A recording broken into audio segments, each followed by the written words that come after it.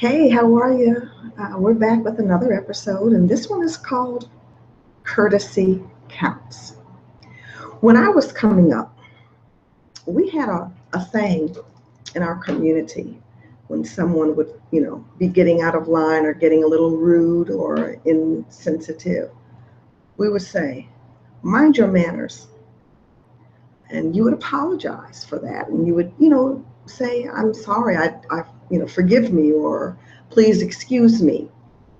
But I find that it pains me now that in our instant gratification society, it's all about me first. I've got to beat you to the red light. I've got to race you to that parking space.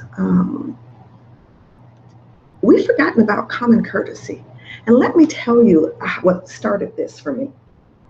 Uh, a couple of days ago, I had run out to get something for lunch to bring back to the office so I could finish working on something.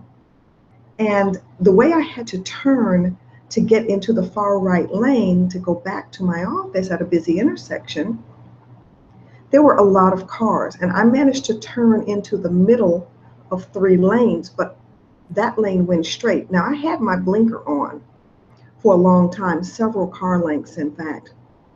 And we're going through a main intersection, and this guy in a luxury car not only, cuts me off, and I ended up having to turn and really go out of my way, but he flips me off.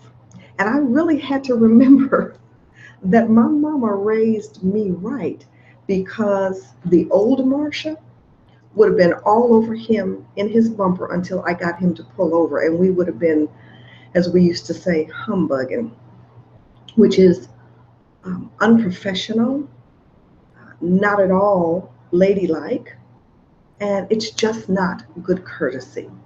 But it also reminded me, for purposes of this, of a little story that I found on on Facebook recently, where a guy, similar scenario, two guys are in a parking lot driving their cars, and the younger guy in a much, faster car swoops in front of the older gentleman into the parking lot, into the parking space.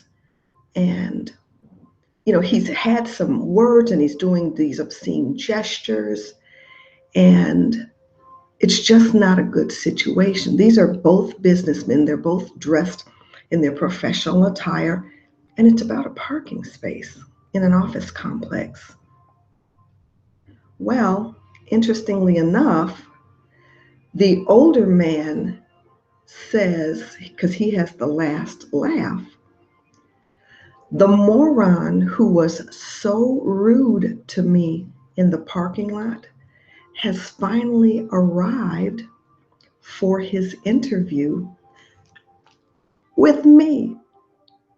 See, the consequences of the bad choices, the spur of the moment, emotionally charged decisions that we make can truly have a long lasting effect.